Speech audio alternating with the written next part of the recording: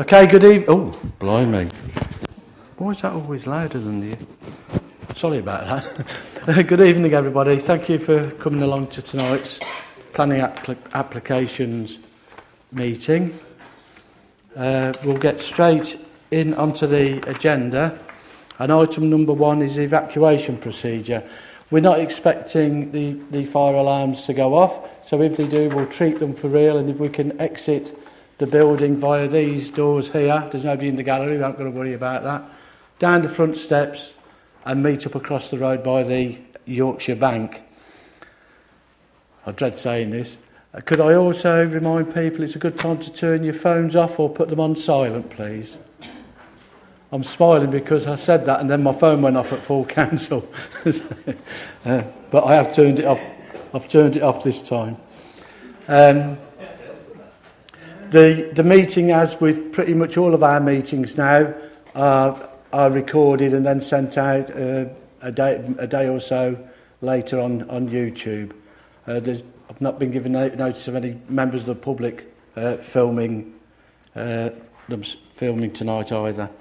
Item number 2 is to receive apologies. Councillor Pomfret, I think. Okay, thank you. Yeah, Lloyd, could be late.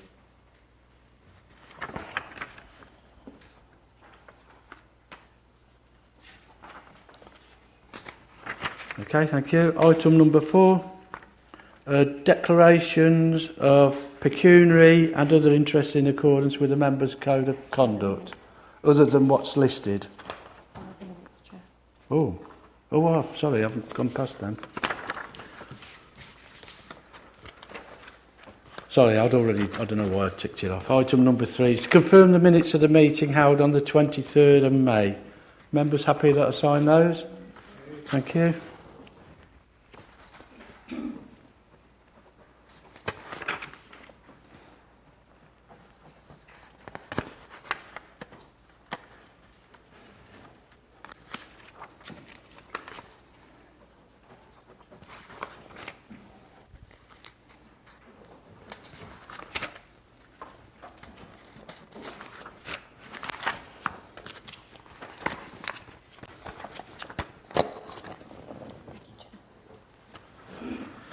Okay, we go back to item number 4 then. To receive declarations of pecuniary and other interests in accordance with the Members' Code of Conduct. Okay, thank you. Item number 5, declarations of contact. If I can say, I did receive an email with some concerns over the, is it our first item? In regards to the site that we made the visit on, and the beaches. And I believe other members had that as well. Okay, so I think if we record that. Is there any others? No? Okay then, so that will take us on to the applications where the public have indicated a desire to speak. If I run through that process, when that particular item comes before us, the officers will present their report. Following on from that, we'll take the speakers as listed on our list here, it's attached to the addendum. Under the Constitution, that people are allowed to speak for 3 minutes. Once the egg timer goes off, I will stop you. That's so that we're fair to everybody. However, there may be points of clarification requested from members. They can only be just to clarify something that's been said within those 3 minutes. Following on from that, the officers may or may not wish to add anything to it. And then normally I move stuff from the chair to enable debate to take place. And members will debate the matter and hopefully reach a decision. Not every time, most of the times we do, but a bit like our first one, things can be deferred for site visits or other information. Okay?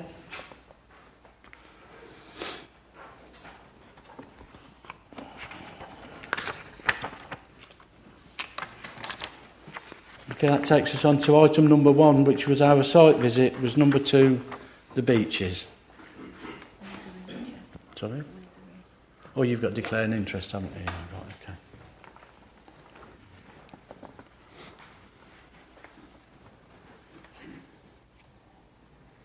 Yeah, whenever you're ready, Jackie, thank you.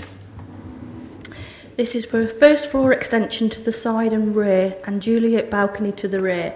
An extension of time has been granted in order for committee to assess this application. This application was deferred by members at the last committee for a site visit to assess the impact on the residential amenity of neighbouring properties. The members who attended the site visit this afternoon will now have been given the opportunity to see the layout of the area. Number 2, The Beeches, is a detached property with an existing single-storey extension to the side and rear. The proposal is to build on top of the side extension and part of the rear extension. There have been 11 objections from 5 addresses referring to the loss of privacy, sense of enclosure, loss of light, loss of views, concerns on the effects to structural integrity, devaluation of neighbouring properties, the look of the proposal and concerns on noise. In relation to the impact on residential amenity, there is no doubt there will be an impact to the neighbouring properties. However, the impact has to be assessed against the Borough's residential design guide. In relation to number 1, which is there, you can just see on my pointer, the proposal will not infringe the 45-degree line from this neighbour's nearest window, which is to the kitchen. In relation to the sense of enclosure to this neighbour's garden, the two-storey area will project from the rear elevation of number 1. So where this comes in line from number 1 will be 2.4 metres here. Now, the maximum projection allowed in the residential design guide for a 2-metre extension actually on the boundary, this is stepped in slightly, is 3 metres. In addition, the proposal is to the west of this neighbour's garden, so will have limited impact in terms of the movement of the sun to this neighbour's property. With regards to number 3, The Beeches, this property here, originally the existing pitch roof of the rear ground floor extension was going to be turned into a flat roof with a balcony. This is that square area there. That's an existing single-storey extension.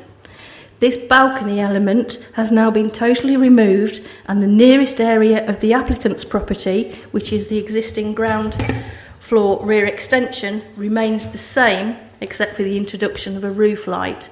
So that area remains the same as it is at the moment.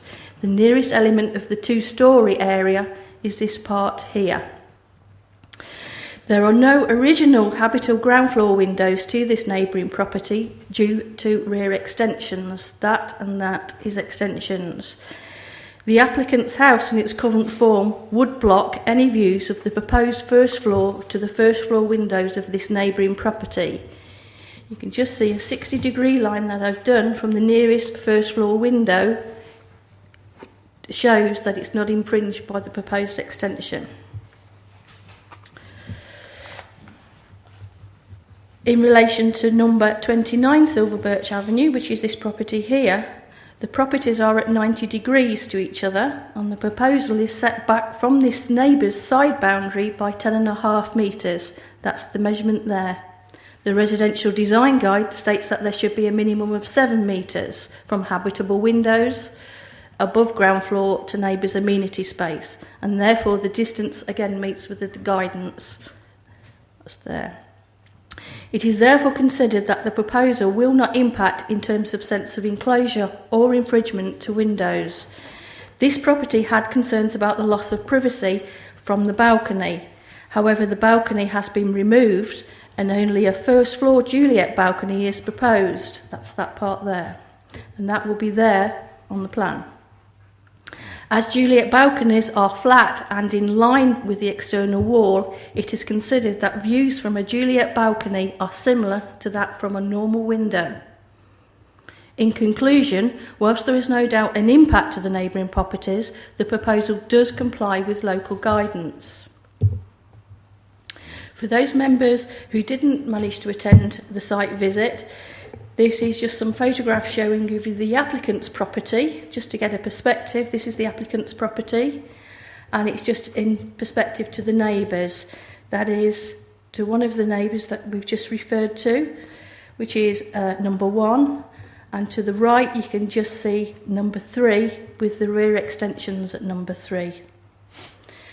The beach is to the left, and the bottom photo is looking from the garden of 29 Silver Birch Avenue. So you can just about make out the applicant's extension there.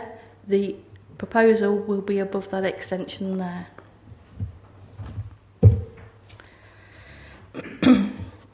In relation to the impact to visual amenity, the first floor extension to the side will be seen from public views within the beaches. And to some degree, the rear will be seen from the public open space behind the property.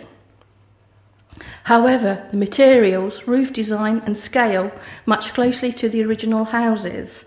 It is therefore considered that the impact of the proposed extension upon visual amenity is not significant.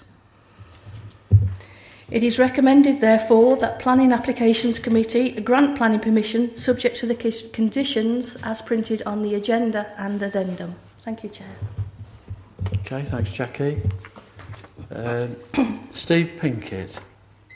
Okay, if you press that big button, that's it. Chair, ladies and gentlemen, my original objections haven't really altered at all directly outside my rear door.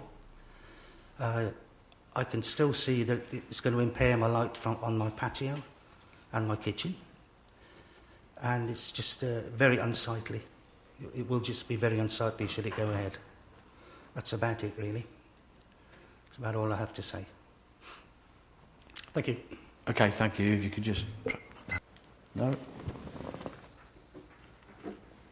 John Sweeney. Good evening, afternoon, ladies and gentlemen. Hopefully the council did visit my property, 29 Silver Birch Avenue, and did see the drop in the ground level from my garden and the next door neighbours as well. So if you went round the back of my house and the next door neighbour's house, you would see the extension from a distance. On ground level, it looks okay, but because my garden slopes down and Mr Shirley's next door slopes down by another 2 feet, you could actually, I didn't notice until last 2 weeks ago when I put his wheelie bin round Mr Shirley's house. I looked up and I was surprised how much you could see from the existing bedroom they've got now, let alone the extension coming outwards. You would actually see all of that Mr Shirley's garden, which I was quite surprised with. So that's all I've got to say, really. Okay, thank you. Any points? I think just at this point I should clarify that the committee didn't go into the rear garden of the property in Silver Birch Avenue. They visited the actual application site, the property next door to it. Officers pointed out the other neighbouring properties, and the committee were asked if they wished to view from them, or did they think they'd seen enough to make an assessment, and that was the view of the committee. So no, they didn't visit that property in Silver Birch Avenue. Paul Jones. Thank you for your time. The reason for this extension is for our growing family, and we need the extra room to expand and a place for our children to study. We have lived there for 15 years and have always overlooked our neighbours and had good relationships with them. I feel saddened that this couldn't have been something to us, that these concerns couldn't have been sorted out earlier. Regarding the reduction in property value, we had an estate agent out and he said it would only increase value and increase the area and hopefully bring better people to it. There's no evidence whatsoever that the house next door will fall down, which finds a farce.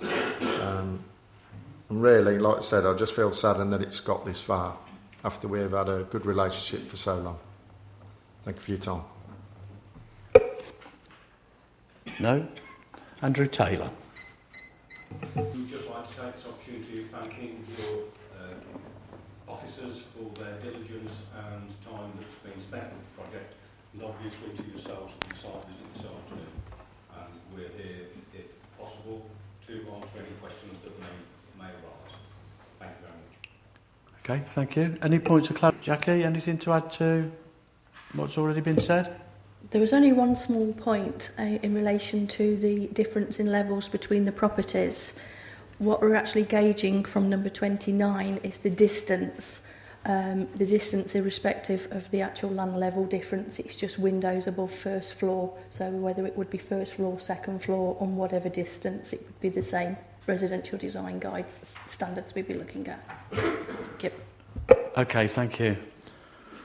So, as is my normal, to enable debate to take place, can I move the recommendation which is to grant planning permission subject to the conditions printed? Is that seconded?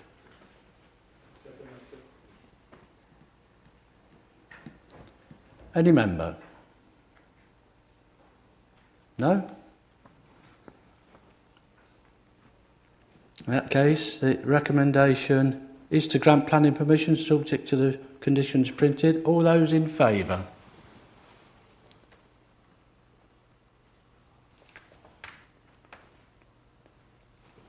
(11) And against? And abstentions? Okay, so that's approved. Thank you. If we could move on to item number... Oh, so I'm not giving you any time, Jackie. I'm sorry. Claire needs to come back in as well.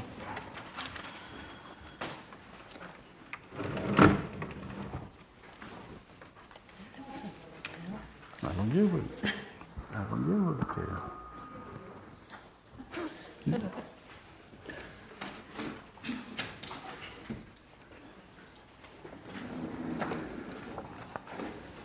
Okay, Jackie, item number 2, which was with us previously, the land off the long shoot. Okay, thank you, Councillor Hancox. Joanne Archer is here from Warwickshire County Council Highways to answer any questions or give you any more information if I can't provide it. Thank you. Thank you. Welcome, Joanne. This was deferred at the last committee by members as there were concerns in relation to highway safety, and it was to give officers the opportunity to make further investigations and to confer again with County Highways. An extension of time has been granted in order for committee to assess this application. The application is being reported to committee at the request of Councillor Keith Gondacore. The application site is to the northeastern edge of Nuneaton and refers to the junction of the Longshoot and Greendale Road. Residential development in the area has been approved over the last few years and the phases are now being built out, with phase 1 largely completed. The application refers to phase 2 of Bowway's housing development. Phase 2 was approved in 2016. Phase 2 will share the same access off the Longshoot as for Phase 1.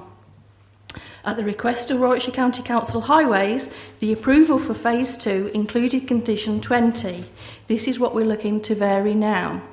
This stated that the junction was to be upgraded to include traffic lights before development of Phase 2 commenced.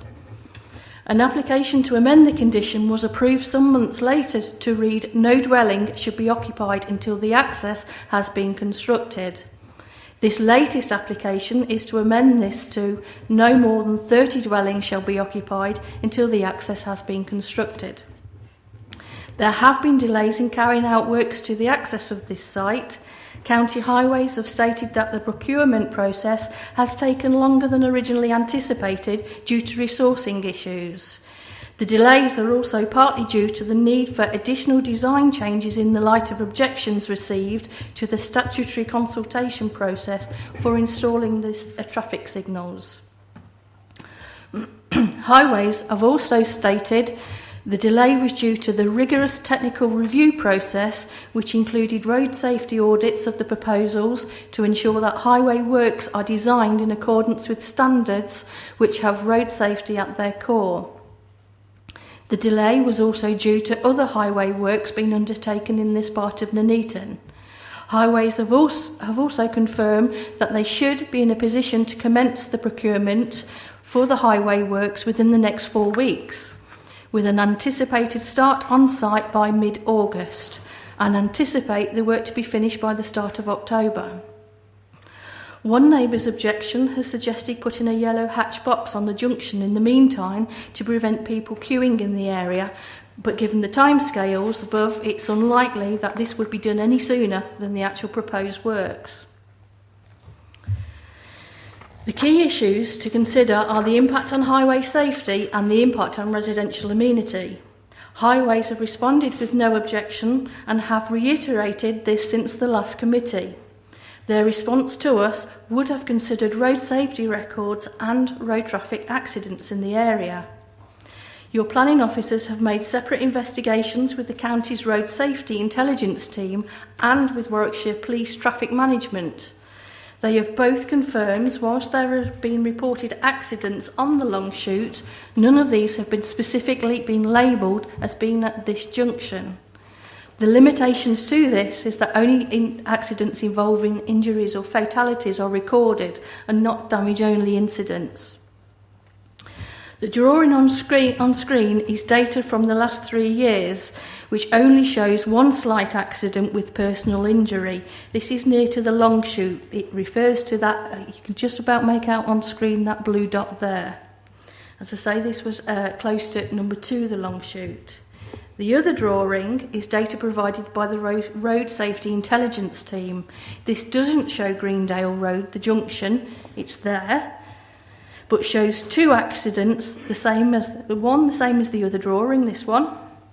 This was from the 24th of January 2017, and a second one near to 27 the long shoot on the 9th of July 2013. This is using data from the last 5 years, and as reiterated, none were at the actual junction. In terms of residential amenity, the impact of the junction alterations upon the neighbouring properties was assessed as part of the original application.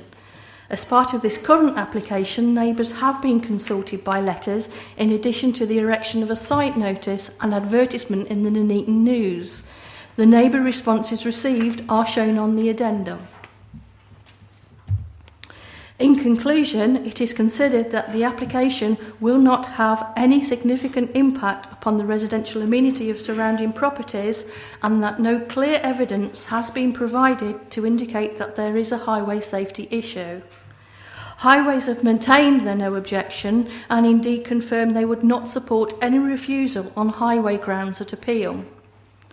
It is therefore considered that there are no strong grounds to refuse the application, and the recommendation is therefore one of approval, subject to the conditions as set out on your agenda and subject to the agreement of a deed of variation. Thank you, Chair. Okay, thank you. Joanne, is there anything you want to add at this point, or are you happy to respond during the debate? Okay, all right. Councillor Condicle. An item out the newspaper to you, which you haven't mentioned in terms of correspondence, which was dated the 18th of January this year, about an accident on the 12th of January, which is a 4-car pile-up, though it seems that it's not been properly recorded as to its location. We believe it's near the junction of Greendale. It's interesting that we talked about notification of neighbours. We actually notified some neighbours this weekend. We put some letters round, and you've had 7 objections in after the weekend. Virtually no one knew about this change of the conditions on the Bellway site. There must be about 110 homes occupied now out of the 127 of the first phase, and the first 30 of the second phase are being built at the moment and obviously will be occupied over the next year. It is really important that we get this safe, and one of the things we mentioned earlier is a safety audit. We've done all this work for safety audit of the junction that's coming after October, but there's been no safety audit of the unsafe arrangement at the moment. There is no road markings, no sign saying there's a turn, no speed prevention work. There's absolutely nothing in order to actually keep this junction safe. And at the moment, 110 homes are feeding out onto the long shoot on a totally unmarked junction, with traffic passing at 40 if they keep to the speed limit, and quite a bit more than 40 quite often at that location. And if we can't do anything about holding up the housing or holding up or bringing forward the junction design. We should be doing a safety audit of the conditions we've got at the moment and seeing what mitigation measures we can make to try and reduce the risk at this junction. People are talking in these applications about 15 minutes delay getting out of the Bellway site. People are taking chances, and that is not acceptable. We quite often at this committee talk about road safety. We quite often reject applications or send them back because local members know what's going on. And in this case, we should actually recognise there's an issue here, recognise it's difficult to do the proper solution maybe, recognise we should never have got in this position because we should have asked the developers to provide a safe junction 1 or 2 years ago. This was given permission in 2011. And we should today at least, if we cannot reject this application, ask for a safety audit to be done and at least a speed sign or one of those flashing things that say 40. At least something to actually try and give the drivers coming out of this estate a bit of a chance. So it's been totally unacceptable in this place. I understand the difficult position the committee is now in, but we should really get junctions done right at the beginning, not wait till 120 homes are built and then say, oh dear, we're too busy, it's going to be another 6 months before we fix it. Thank you, Chair. Clarification? No? Michelle Cundicourt. Of what I was going to say, obviously. One of my concerns is really, as a cyclist, I would not come out from that junction and turn right towards my home. In fact, when I came from that estate on Sunday, I actually went through to the Buttermere Park, got off my bike, pushed it across the park to avoid turning right. If you're turning right in a car, least heaven forbid something happens, you've got a metal cage around you. On your bicycle, you have got nothing. In terms of the evidence of accidents, obviously that's one which was in the Nuneaton news, and one of my friends actually had taken a photo and been there just after it happened and things, is not recorded at all. And that ties in with what I've experienced. Unfortunately, I got knocked off my bike back in February on the A5, on the shared use cycle route. I have had correspondence with Highways England regarding that, and they had, even though it was reported to the police, ambulance was called, etc., they did not have any record or were completely unaware that I had had an accident there, because I was trying to find out whether it was just a one-off, whether I was just unlucky, or whether there was a... This is just an accident waiting to happen. The fact that Warwickshire County Council say there have records of 3 accidents in the last 5 years. 2 of those have been in 2017, and we are only in June. So even if it's not right at the junction, just the fact that we've got so much more traffic going along the long shoot because of these new developments, because it's not just the Bellway one that's already there, it's the Davison's one further along as well. You know, just sheer volume of traffic automatically makes things more dangerous. You've got cars trying to turn right, coming out from Nuneaton, going into the farm shop, all in the same area and things. Keith said, you know, maybe it is going to be difficult to reject it, but we need to make sure this never happens again. The original application, the approval, the condition was that there were traffic lights put at that junction. Suddenly, oh no, it's all right, you can put it off, you can put it off. The whole reason that traffic lights were said to be needed there was because of safety. And suddenly this seems not an issue. Oh no, we can have another 30 houses with people living in. They're big houses. There's going to be another 60 cars trying to get out of that junction where people have already told us it's taking them 15 minutes to turn right.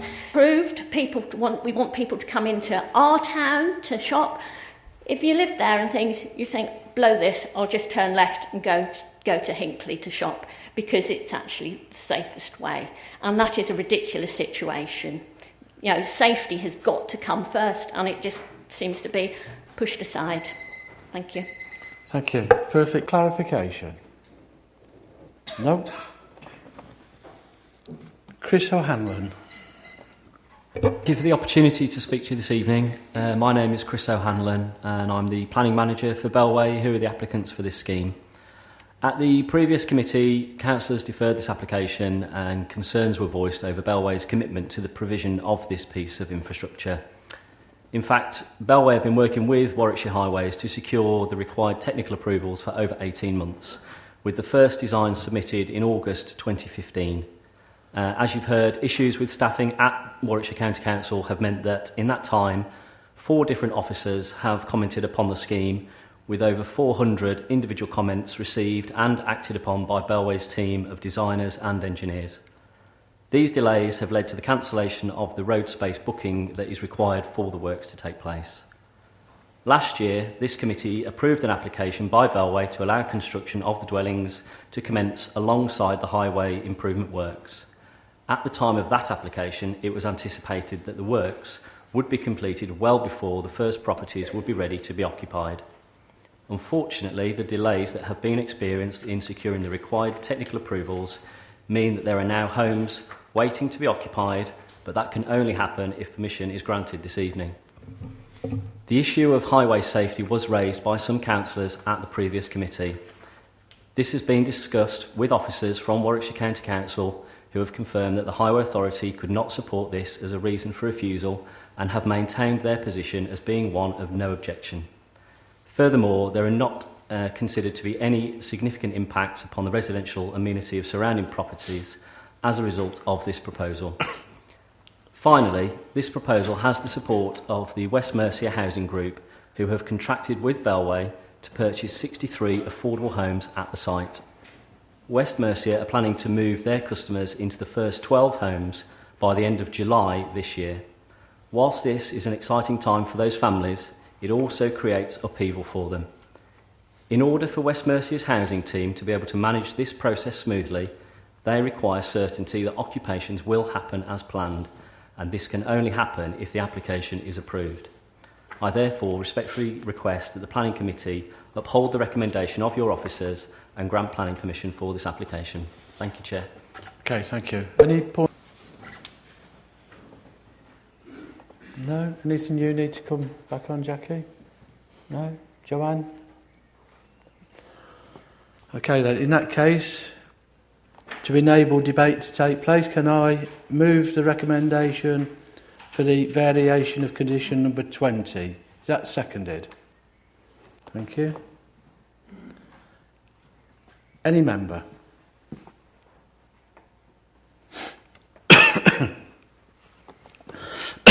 Excuse me, sorry.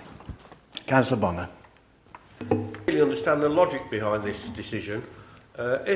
When the original planning application was applied for and it was decided that a traffic light junction was required, one house, 120 houses, 100 foot, I don't understand why the number of houses makes a difference.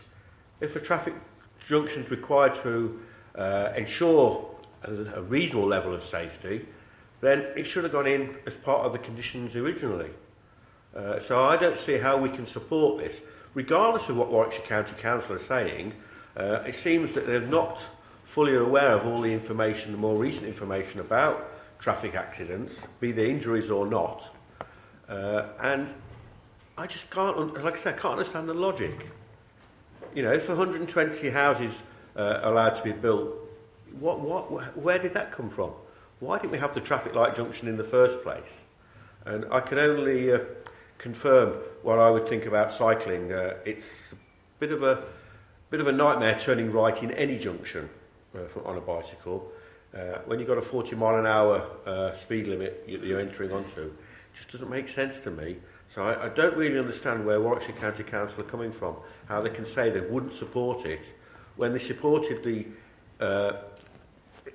introduction of the traffic light junction in the first place. That doesn't make sense to me, and I'd like that to be explained, please. Okay. Yeah, the big button. Yeah. Not the case officer that dealt with the original application, so I'm going to go advise you as I would have expected the application to have been dealt with. And I would have expected that in terms of the transport assessment that would have been submitted, there would have been various capacity assessments done. That would have assessed the priority junction layout for a level of development, and then a level of development for the traffic signal layout. What I can't tell you is if the traffic signal junction layout was a requirement to cope with the capacity at 120 units, so that was a definite marker, Usually what happens is you'll see an assessment done with the existing priority junction layout. That'll give you a certain level of queues, delays and things to assess. Then they'll assess the final situation, which might be 250 houses. And at that point they say, oh, we need traffic signals here to cope with the delays and the queues that are going to be there then. There's no interim modelling done to identify a precise trigger point. So that then has to be determined either as part of one of the conditions or more usually as part of a Section 106 agreement. It depends where the trigger is formed. It's either forms one of the conditions or as one of the 278 works identified as a condition on the decision notice. So it's likely that the traffic signals wouldn't have been a specific requirement to address safety concerns, more likely to address capacity, performance issues. Because in respect of the footway cycleway, and I acknowledge obviously it's an issue that needs to be dealt with and taken very seriously, there's proposals for a footway cycleway off carriageway to be running the full length of the long chute. Surely those two issues if you can do it through the chair, then okay. Yeah. Surely those two issues of capacity and safety are linked, inextricably linked. I don't understand the generalisation of some of these things. I know a junction near here where there's only 2 houses come off the side turning, and yet there's a traffic light system there. Okay? So I just don't understand. You know, it basically boils down to design standards, and it basically, in the location you're referring to, I would imagine it's because there's very restricted visibility, and that's why you need traffic signal control to make that arrangement safe. In terms of somewhere where you've got reasonably good visibility of approaching traffic, albeit you'll probably get delays, you don't need the traffic signals to make it safe. Okay, all right, thank you. 3 points really I think we need to be considering here. First of all, and I'll get it out of the way because I think it was mentioned by other members of the committee last time, it is worrying that we seem to keep on setting precedents that builders can keep coming back to us and rebidding multiple times after the original application conditions have been agreed. Yeah, it's a bit worrying, but moving on. Planning history is a material consideration according to our training. And when the original agreement was reached, it was deemed that what was described, so that the junction should be done at a much earlier stage, that was safe. But the developer came back a while later and pushed for an extension, a very considerable extension. And if you remember, Highways did fortunately push back and say, no, I'm sorry, that's on the grounds of safety, that's not acceptable. And the compromise was reached that the junction would be done before the start of phase 2. And now the developer is coming back, citing the fact that there's been delays with Highways or whatever, and saying that it now needs to be pushed out again to when 30 houses have been occupied. But my issue is, if it was safe originally, and it was grudgingly agreed that you could push that out just about to the start of phase 2 or before phase 2 was built, what's changed? What made that road safer now to allow that to be pushed out again to where the county couldn't agree to before, to having another 30 properties and 60 or 70 or 80 cars put there? That's the thing I haven't heard. And if somebody's going to give me a cast iron guarantee that, it is actually safer now than it was before, and I'm not sure how that would work, then maybe, it's okay for this to go ahead. The other thing is that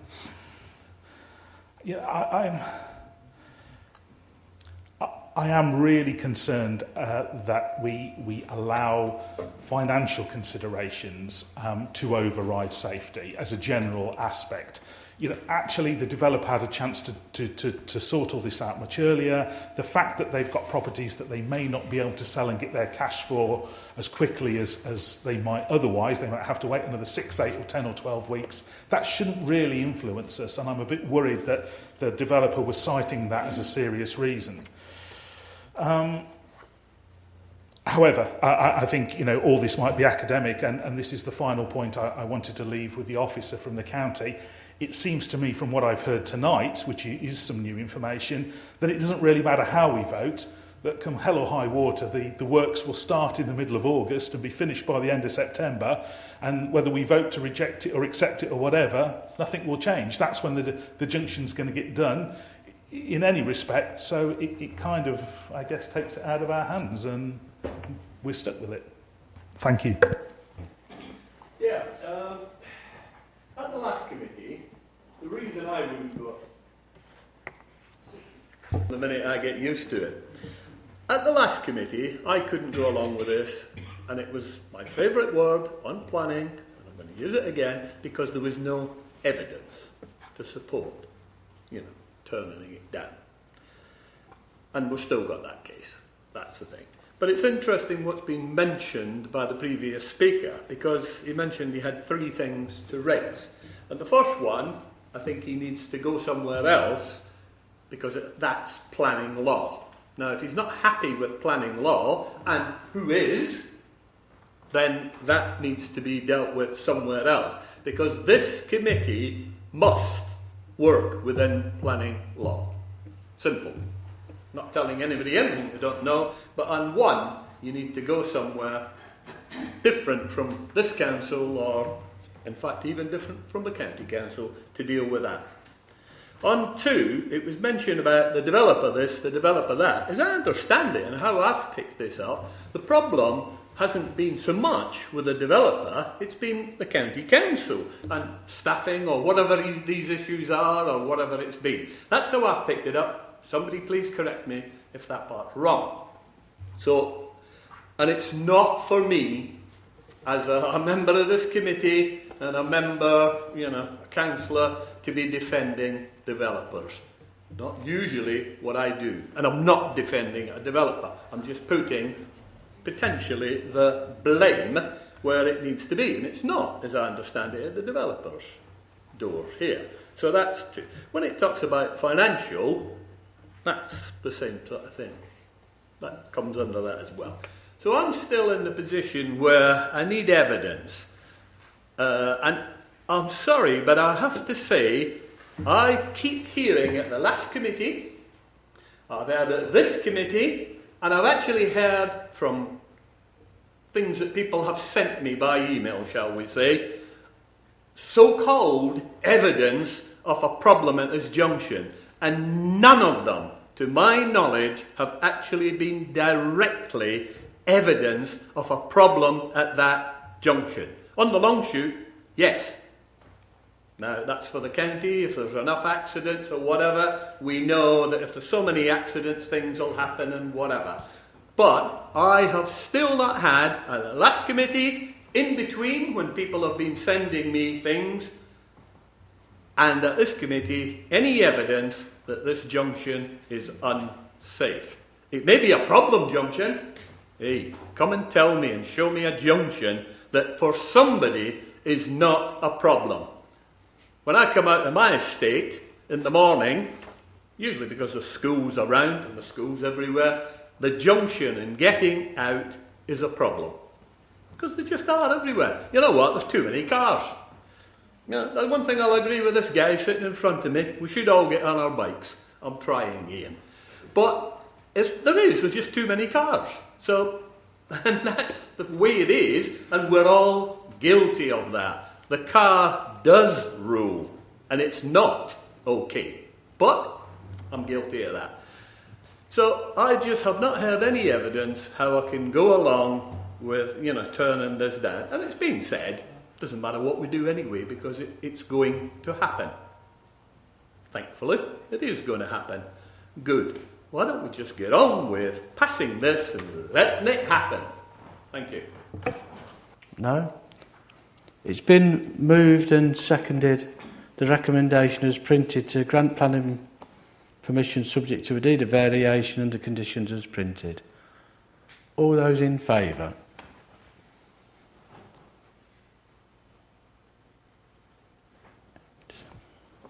Eight.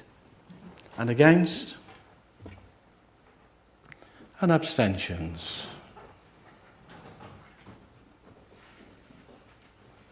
4. Oh, yeah. Yeah, it's all right. I've just got the numbers in my mind. In that case, the recommendation is approved.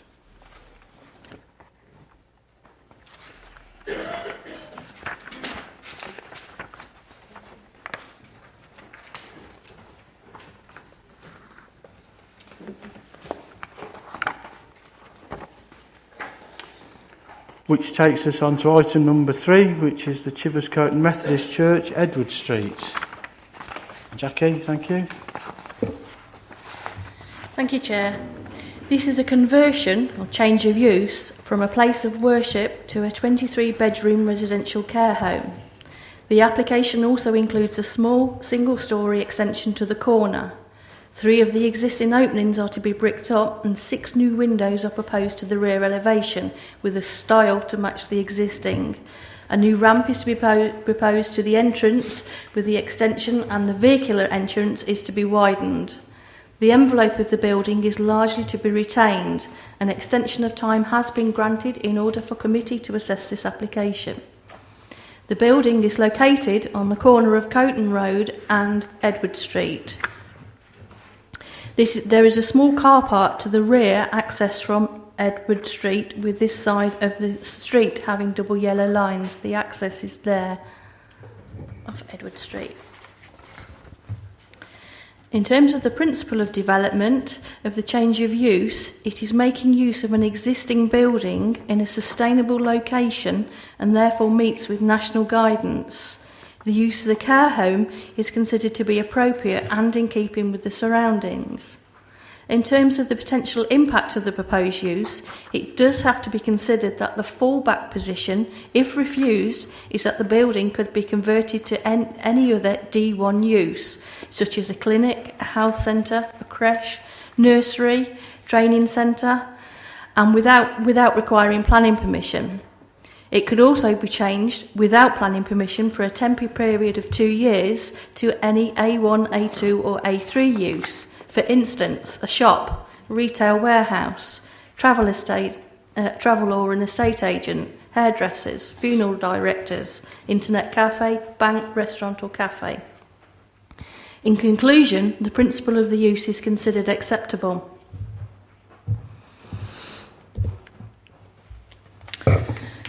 In relation to highway safety and traffic flows, national guidance states that development should make full use of sustainable transport.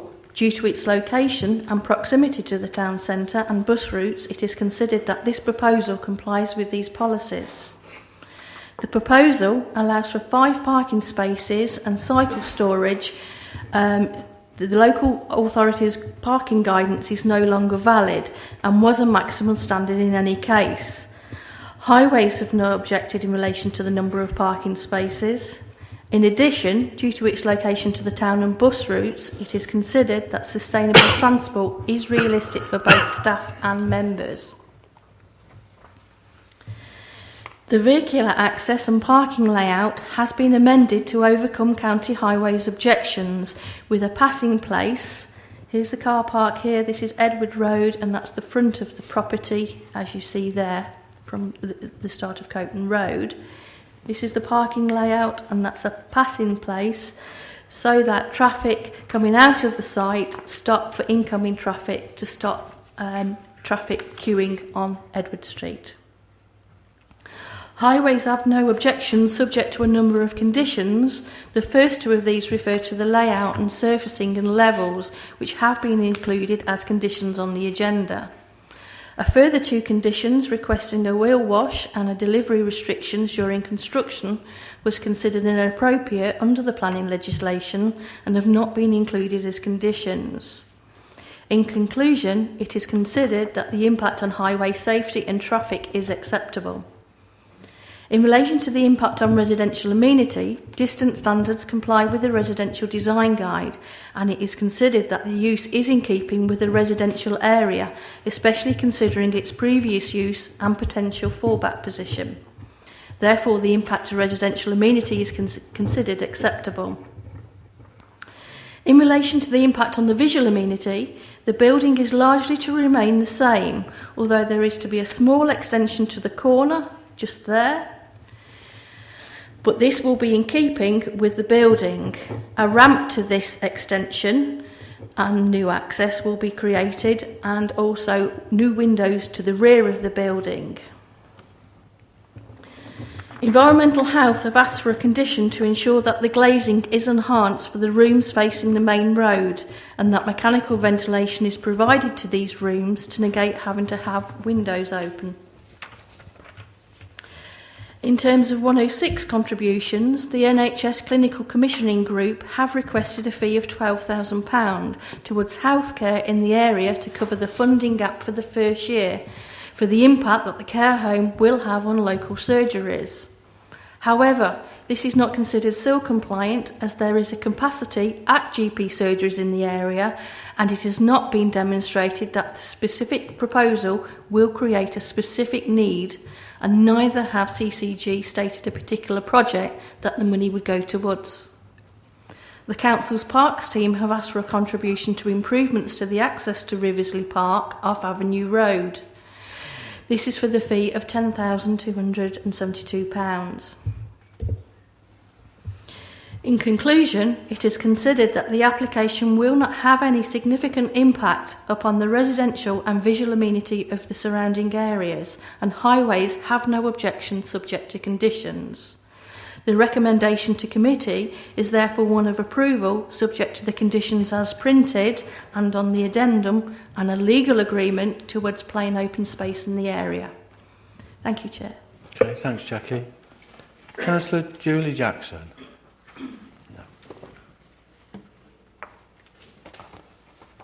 Mr. Matala. I'm the applicant, and I'm glad that the planning department has so far provided a decision of support. I don't really know much about planning policy, but I'm just going to give a few other reasons as into why a development like this is important, and there's 5 reasons I'd like to go through. So first of all, we've got an ageing population. So a Warwickshire North CCG commissioning intention document states the population of Warwickshire North CCG is growing. Nuneaton and Bedworth's population grew at 5.1% since 2001. Projections show a predicted overall increase of 7.9% for NWBC and 12.6% for NBBC by 2033. The population of North Warwickshire CCG is ageing. In North Warwickshire, the over 65 population is expected to grow by 60% by 2030, 48% which will be in Warwickshire, and Nuneaton and Bedworth, the growth is projected at 43%. The second reason is that we've got smaller family units with greater gaps between different generations when discussing the challenges associated with informal carers. The Government Office for Science Foresight document, titled Future of an Ageing Population, states, "We will see an increase in the number of living generations, but a decrease in the absolute number of living relatives. There are ramifications of these changes for individuals, society, and policymakers." The third thing is increasing health needs in an older age. The Age UK most recent health and care of older people document states by their late 80s, more than 1 in 3 people have difficulties undertaking 5 or more tasks of daily living unaided, and between 1/4 and 1/2 of the 85 plus age group are frail, which explains why it is people in this oldest cohort who is most likely to need health services and care support. Fourth reason is that there's fewer care homes and nursing homes. The CCQC, which is the Care Quality Commission who regulates this sort of activity, states it is extremely concerned about the pace of closures, which is driven by a crisis in funding, and warned it could undermine the quality and safety of care that people receive. In the last 6 years, there's been a total of 1,454 closures. The NHS Benchmarking 2013 document states in their National Intermediate Care Audit states that there are only around half the beds and places needed to ensure that no older person is in a hospital bed if it can be avoided. And looking at a more local level, the Arden and GEM Commissioning Support Unit in their document Developing an Effective Procurement Strategy.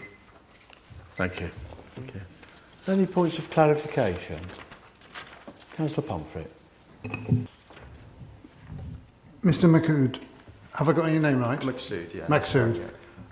Yeah. From the way you've been talking, I just get the feeling that you're the person who'll be running this care home, is that correct? Yes.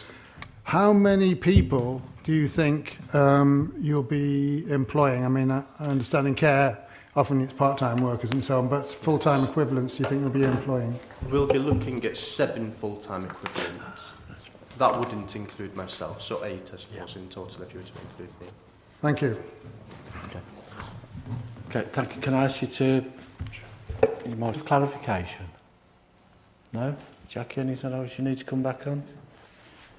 No? In that case, to enable debate to take place, can I... As printed. Is that seconded? Okay, thank you. Any member? Councillor Tromans.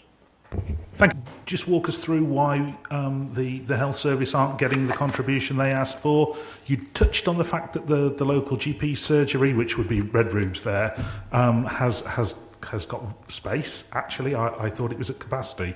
I attended another meeting earlier today where I was told that was the case. So how come we're not getting our 12 grand, or the health service isn't?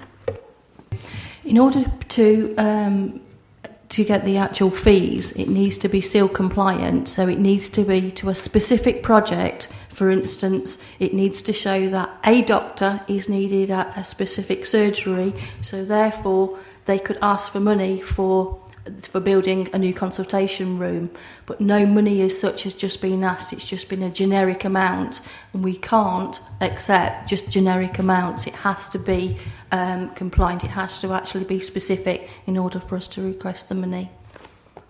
Okay.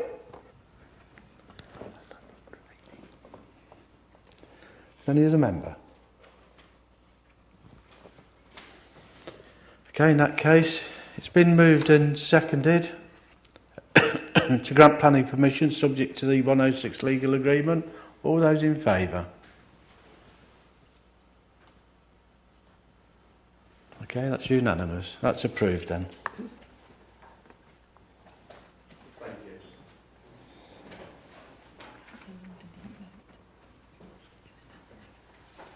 All right.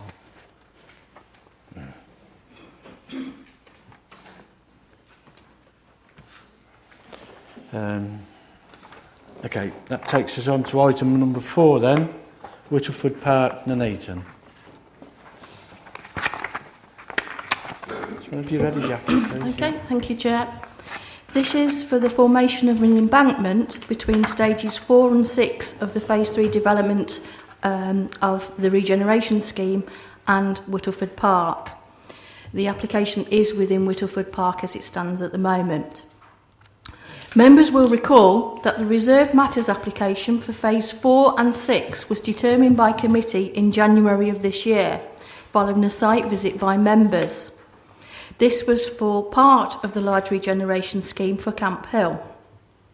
This particular site, which is referring to here, fronts onto Whittleford Park, and it's on the opposite side of Queen Elizabeth Road to the main regeneration scheme, which you can just about see there.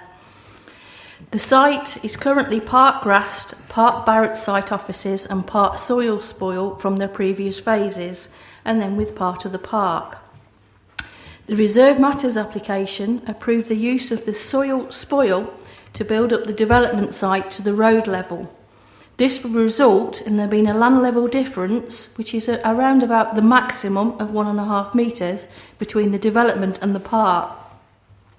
The pre-application discussions prior to the submission of the Reserve Matters suggested that this could be done via an embankment within the park. However, during the application process, it became apparent that this would be outside of the original red line application of the original outline, and therefore it necessitated a new application.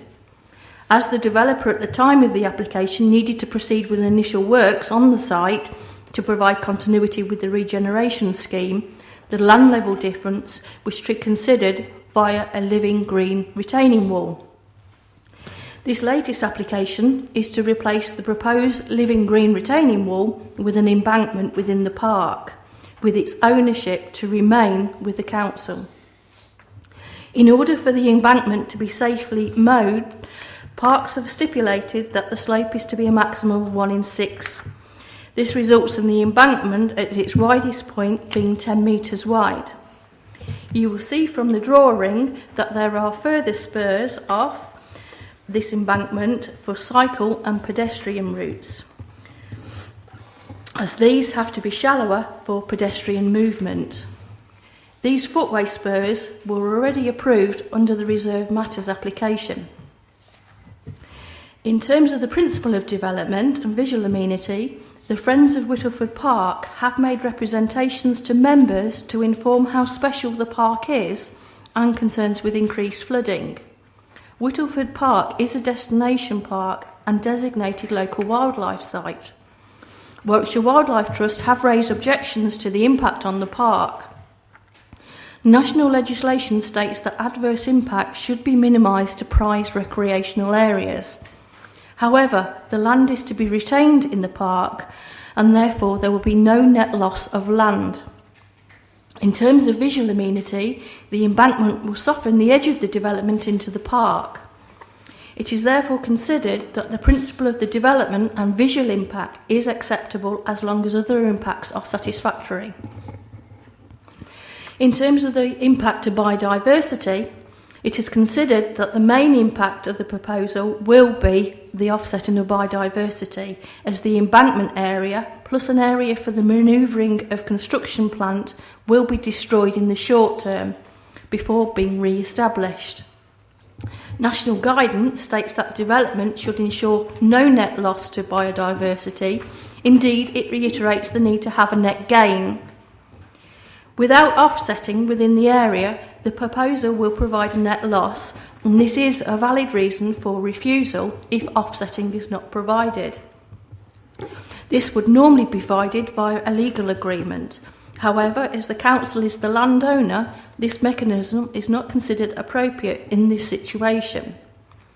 The developer will require a licence in order to enter and carry out works on the council's land, and it has therefore been agreed that the biodiversity offsetting required to make the planning application acceptable will be resolved under the licence.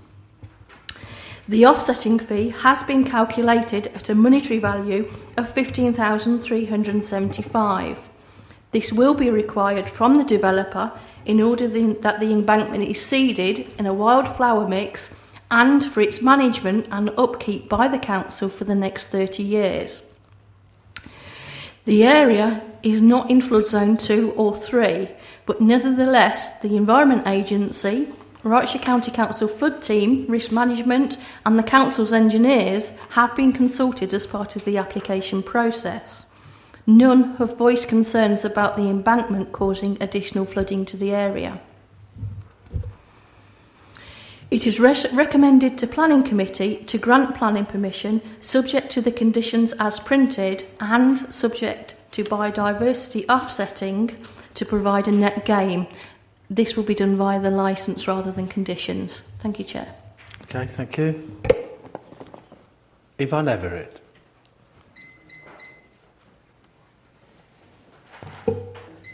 I'm representing the Friends of Whittleford Park.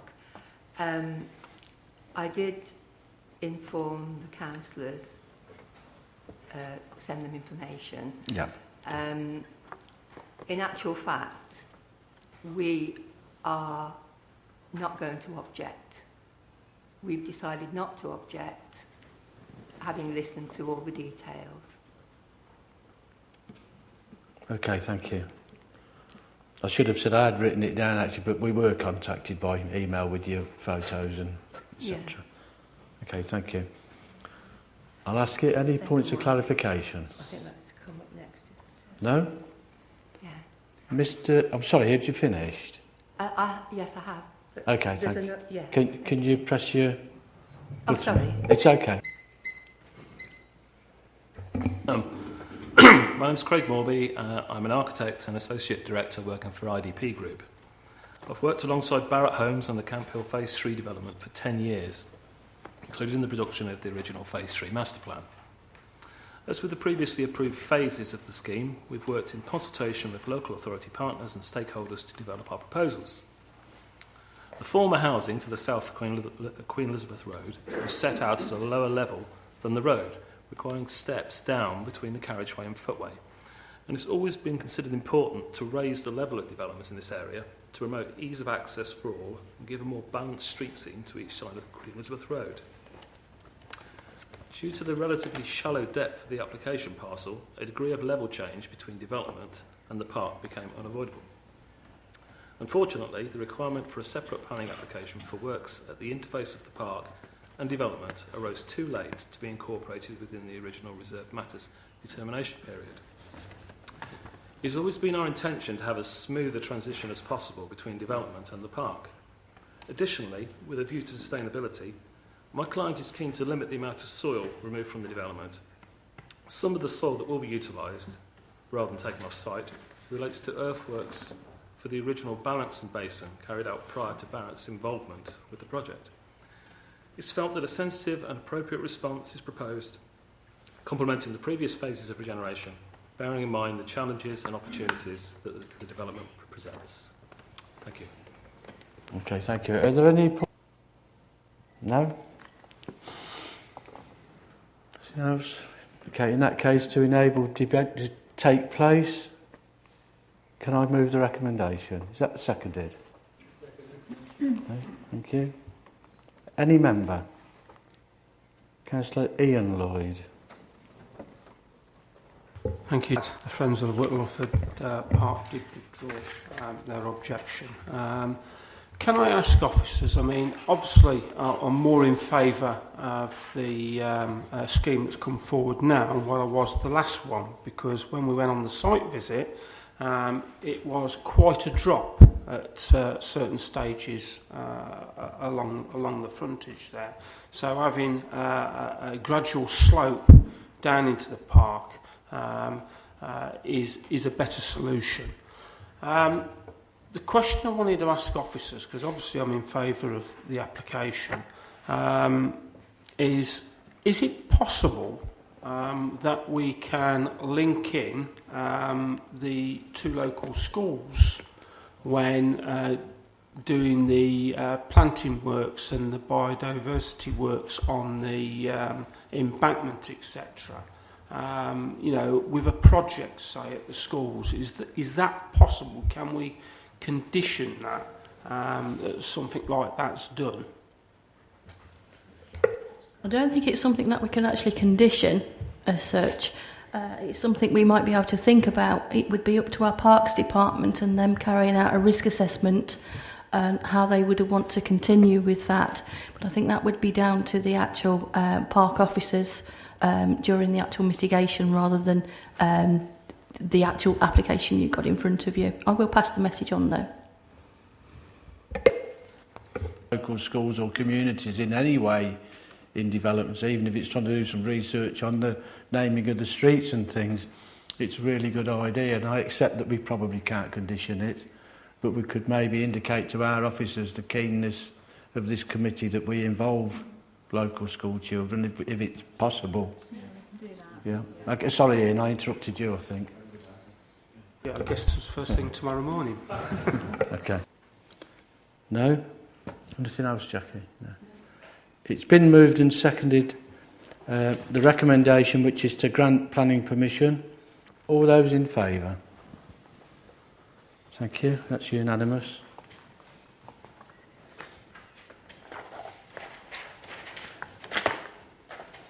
Which takes us on to, I think it's the last item, isn't it? Item number 5, Camp Hill Phase 3, Parts 4 and 6. Thank you, Chair.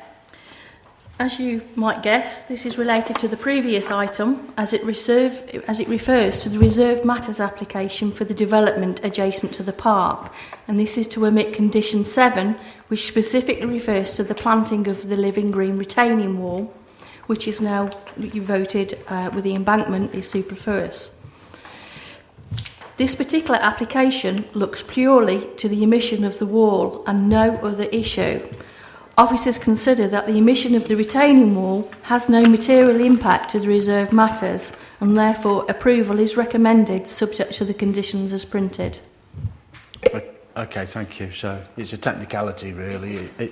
Yvonne Everett. I'd just like to make some points about the building process, really.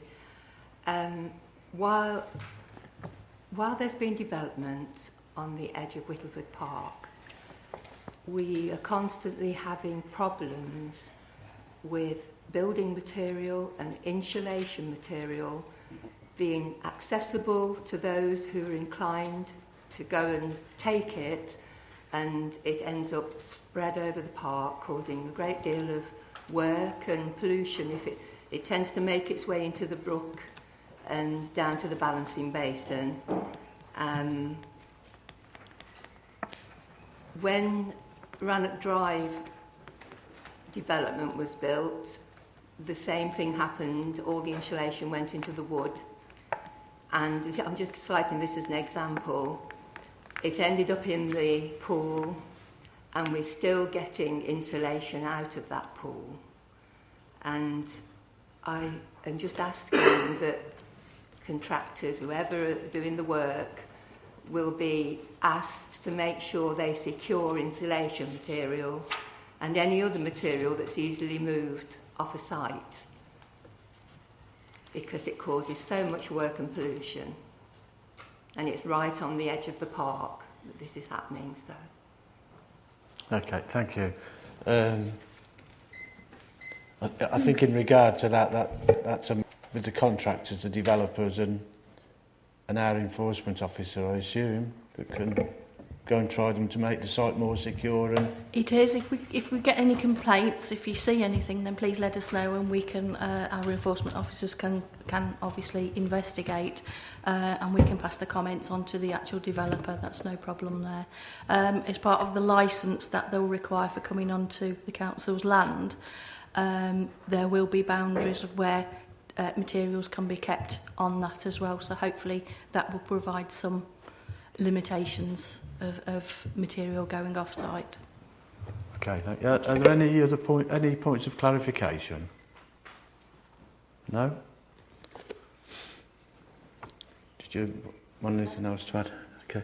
In that case, again, to enable any debate to take place, can I move the recommendation? Is it seconded?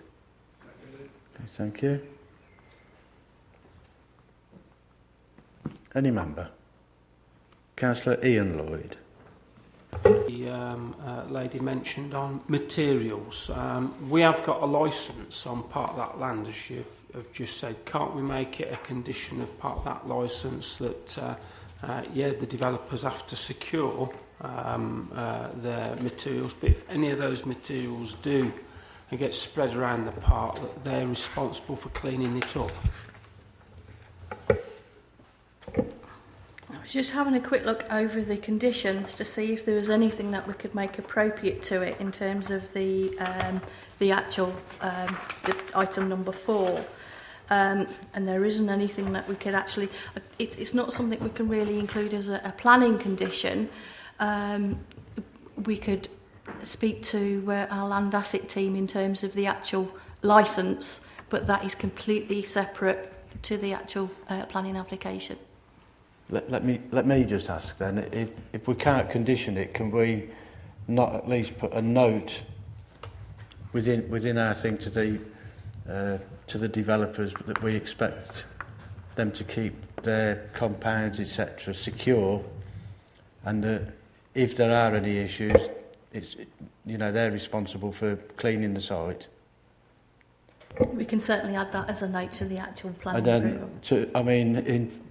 In fairness, the best people, the eyes and ears of the local people. If there's problems, get straight on to us, and then we can get the enforcement officer out. Yeah, environmental health or planning, whatever. Okay, sorry, is there any other member? Councillor Ian Lloyd. So, the reason I suggested that, and I suggested it on the licence, is because we are reliant on the eyes and ears of people out there to get enforcement officers out there. But it's about trying to condition out the need for that enforcement officer to go out. If developers are vigilant and developers can see that stuff has found its way into the lake or into the wildlife area, then it's incumbent on them to clean it up. It's in their interest. So hopefully that will be done. But if a note can be put on that if we can licence it under the licence, then that will give us a little bit more teeth. Okay, thanks. Councillor Lloyd's saying, I mean, we can't put it as a condition, but we can, what's the phrase, we can put a note on whatever when it goes to the applicant, happy that that be done. Can I request that we actually formally, from the committee, write to whoever within this building deals with the licence and express, our thoughts on that when they're dealing with a licence, the committee feel very strongly that there's something within the licence to deal with that. Because as I think Ian was saying, it's better, okay, the community will do it, but let's try and make it not happen in the first place. Okay, I'm happy to take that as an amendment. Anybody want to speak against it? No? Okay, so we'll include that in that we make sure we write to the appropriate officer dealing with it. We can consult with, obviously, Land Asset in terms of the actual licence. Again, it's completely outside of the actual planning application. I've got a feeling that's already been drafted. I don't know how far the licence has actually gone. I'm assuming it's pending today, so I can certainly pass the comments on. Okay, well certainly, with us not knowing what stage we're at with the licence, if it... Right, the licence is ready to be exchanged, but I think, however, it's clearly the strong wishes of the committee that we express our concerns about how this is handled and there's no damage to the local environment because of whatever. So I think we can put that letter to accompany the licence, if you like. So everybody's aware. I mean, we've got people here from the developers, and I think they'll be getting the message, I'm sure they will. He's nodding, so he is. So, okay. Any other member before I move on? No, it's been moved and seconded. The recommendation is printed along with that slight amendment about the letter going to the person dealing with the licence. All those in favour? Again, that's unanimous. Thank you very much. I believe that is the last item on the agenda. Can I thank you very much for your attendance and declare the meeting closed.